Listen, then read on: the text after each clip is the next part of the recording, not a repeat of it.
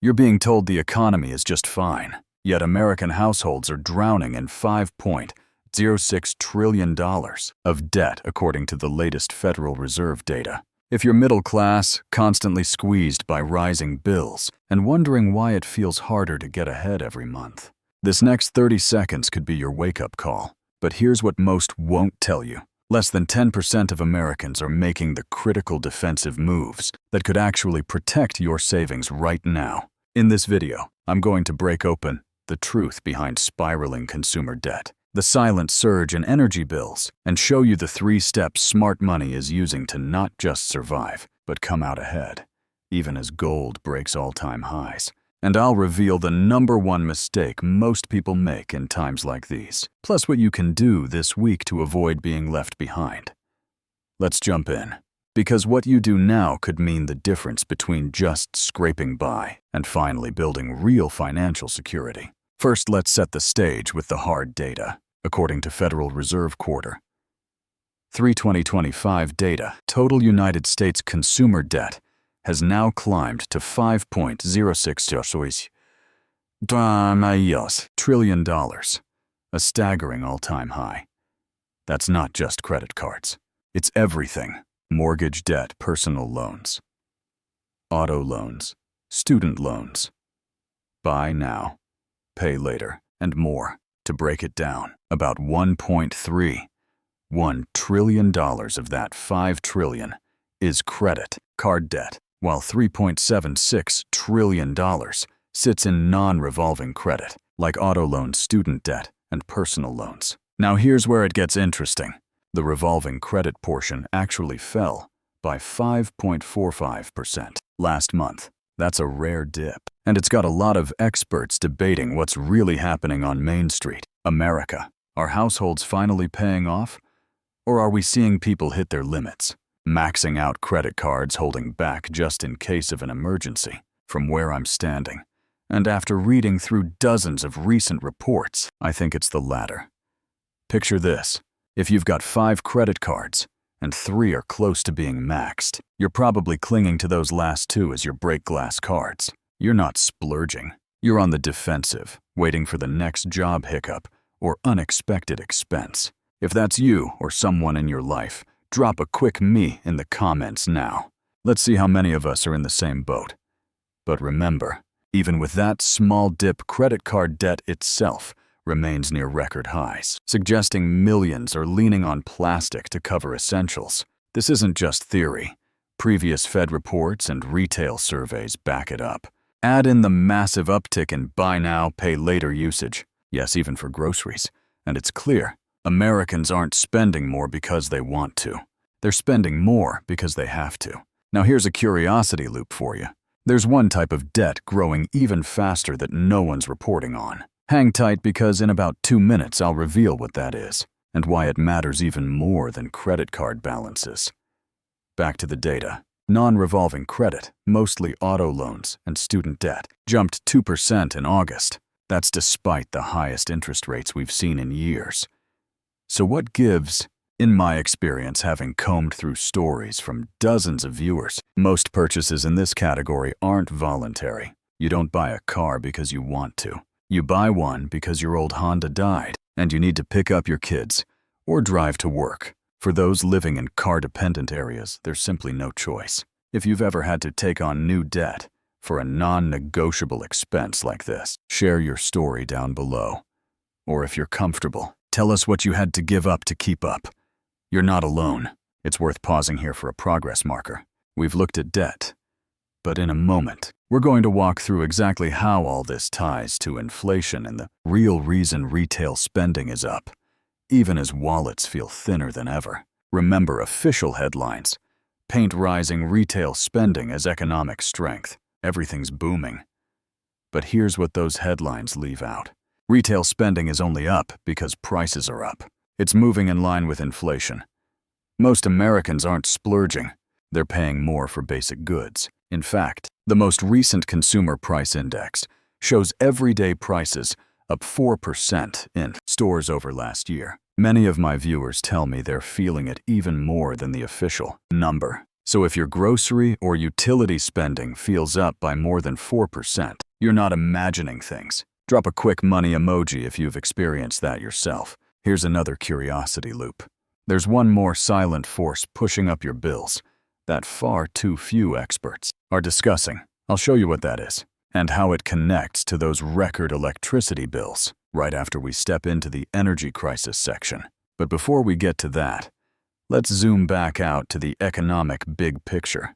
Consumer sentiment, according to University of Michigan's latest survey, has dropped to levels last seen during the 2008 financial crisis. Meaning people are as uneasy today as they were during America's last big recession. If you're one of the millions living paycheck to paycheck, forced to shell out 4% more each month just to get by, you know this isn't just a news headline. It's life. Next, let's lay down a roadmap. The 3 moves to inflation-proof your finances. Here they are, up front. 1. Cut high-interest debt strategically. 2. Defend against rising energy costs. 3. Hedge with safe haven assets, but avoid the #1 mistake almost everyone makes.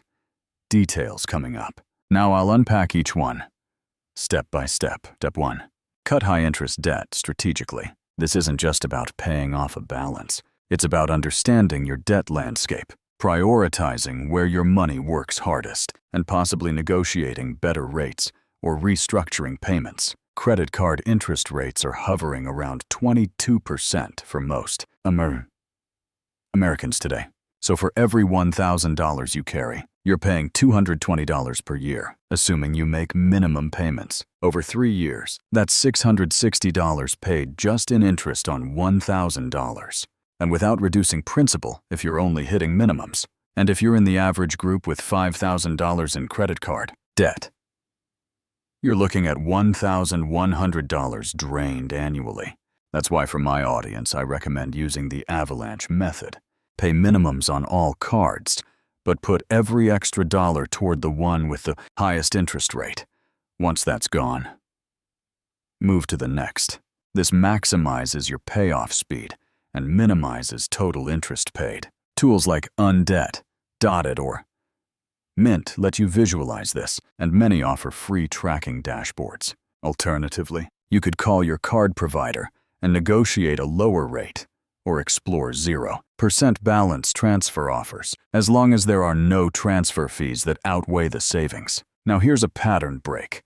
Let me share a real-life story. I got an email from a subscriber. Let's call her Sandra, a nurse from Ohio. She had $8,700 spread across 3 cards at rates of 21.5%, 18%, and 25.6%. After watching our breakdown, she used Mint to track her progress, targeted her highest interest debt first, and cut $700 in annual interest payments within 9 months, just by focusing repayments and shifting one balance to a 0% offer. The biggest win, she told me, it wasn't just the money. It was finally sleeping at night. But there's another trap here, one I see far too often. Many people try to dig their way out by taking on personal loans at lower rates without reading the fine print, only to discover high origination fees or penalty clauses.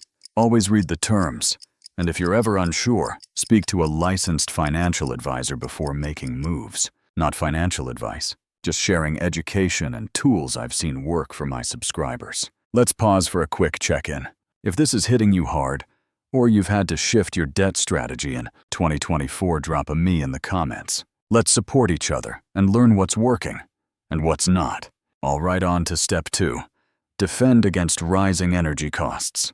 Electricity bills across the United States have surged more than 30% since 2020, and that's nearly double the official inflation rate. According to the Electric Power Research Institute, the average household spent $1,850 on electricity last year and $2,930 on gasoline, totaling $5,500 for all energy expenses. But here's the kicker.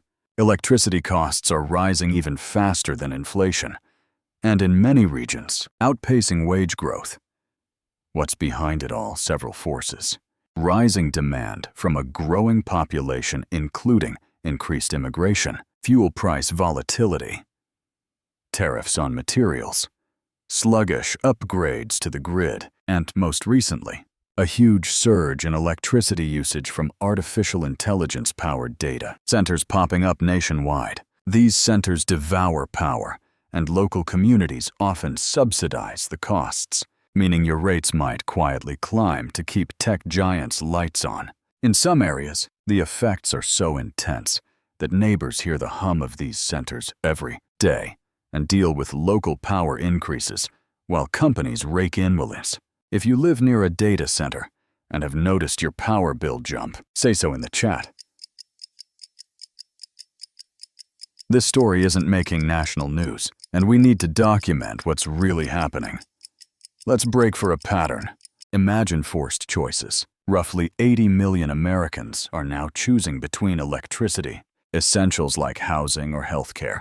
Picture deciding, do I pay rent or the power bill, doctor or lights? That's reality for too many, and the number of utility shutoffs for non-payment has ballooned in 2024. But here's your defensive plan. 1. Schedule a home energy audit. Many utilities offer these free. 2. Upgrade to energy-efficient bulbs, smart thermostats, and Energy Star appliances. Sometimes rebates are available. Check your utility's website. 3. Seal gaps around doors and windows.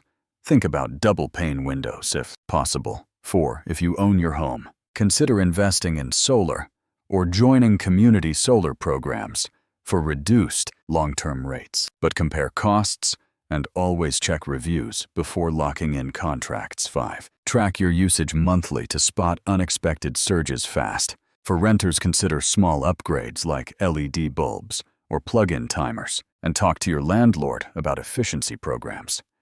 Some improvements may be available at no out-of-pocket cost. If you've scored a win on your energy bills, post your tip below. I'll highlight the best ones in a future video. Don't miss what's coming next. There's an economic phenomenon linked to energy prices that could impact every American's wallet, even if you're on the lowest energy plan. Stay tuned, because up next, I'll reveal how rising power bills ripple through manufacturing, transport, and ultimately, the prices of everything you buy. But first, a brief sponsor message. If you constantly get those spam calls or mystery texts from companies you never contacted, you need to hear about this. Today's episode is sponsored by Delete Me. Delete Me is a hands-free subscription service that removes your personal info from hundreds of data brokers all year long. That means your name, address, photos, emails, even your employer gets wiped from online lists. I've used their custom removal request feature when random sites posted my info, and the process is as simple as a form. They do all the work. If you want 20% off, use my link below. Join deleteme.com/bordenero or scan the QR. Quick disclaimer. This is an affiliate link. I may receive a small commission, but it does not impact your pricing. And as always, only use services that fit your needs and budget. We're now more than halfway through our framework. On to step 3. Hedge with safe haven assets. But this is where most people make the costliest mistake, confusing hype with real strategic moves. In a moment, I'll share the #1 trap people fall into when buying gold at record highs, and what you should consider before making any big moves. But first, let's look at the context. As of this filming, gold just hit a brand new all-time high of $4,000 per ounce. That's a historic milestone. And here's why it matters.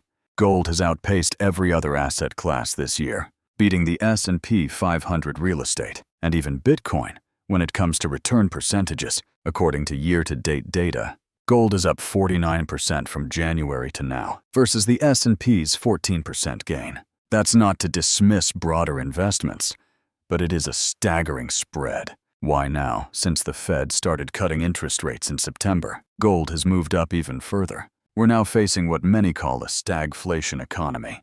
Growth stalling, inflation lingering. Historically, in periods like this, gold, and often silver, have served as a store of value, restricting exposure to the dollar's weakening. buying power. Now let's be clear. There are other alternatives out there, including Bitcoin and other store of value investments. But gold's unique status is clear. Global central banks have been net buyers since 2011, reversing decades of gold selling post-2000. In the past 3 years alone, those purchases have reached their highest levels in decades, and retail investors are piling in too. September marked the largest ever monthly inflow to gold ETFs linked to physical gold, $33 billion in a single month. Now for that promised pattern break and curiosity loop. Even big players like Morgan Stanley are now designating 20% of their model portfolios to gold. That's unprecedented. But here's what most newcomers get wrong. The number one mistake I see: confusing gold ETFs paper claims to gold with true ownership of physical gold. An ETF gives you exposure to the price of gold, but you don't control the actual asset. If you want real diversification, focus on physical bullion bars or coins that you can store yourself or in a reputable vault. For those who simply want market exposure and the convenience of click-buy, ETFs can still serve a role, but always understand what you're actually owning, what fees you'll pay, and what legal claims you have over your asset.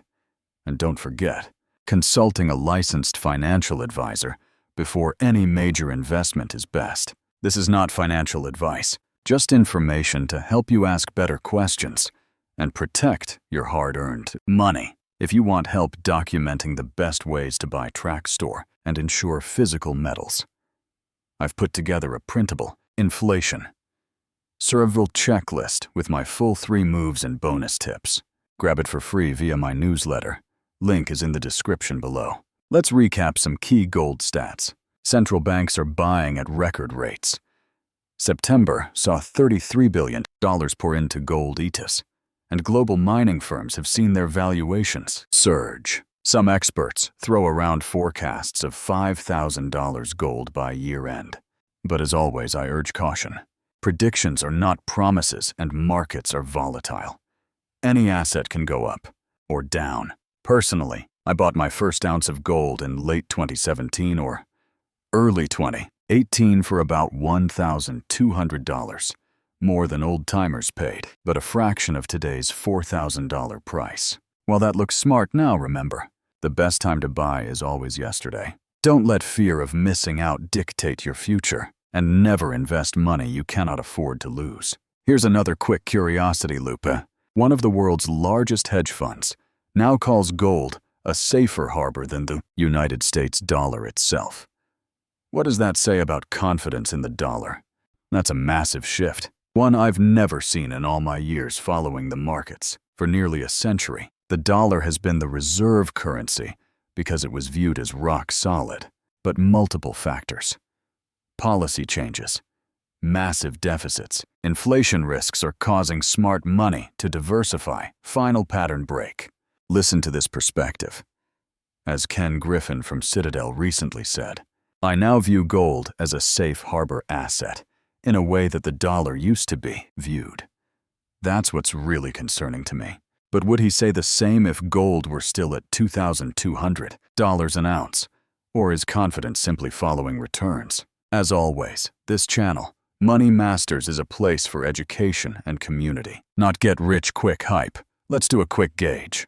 If you've diversified into gold, silver, or another safe haven asset in the last year, share your reasoning in the comments below. It might help someone in the community currently seeking answers. Before we head to action steps, here's your legal risk warning and a final reminder.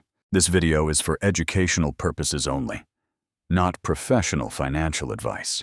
Markets can move quickly. Always do your own research and consult with a financial advisor for decisions suited to your unique financial situation. Past performance is no guarantee of future results. Now, let's summarize the framework so you can take action this week and build defense against a turbulent economy. 1. Audit your debt. List balances, rates, minimums. Use a free tool like Mint or Undebt.it.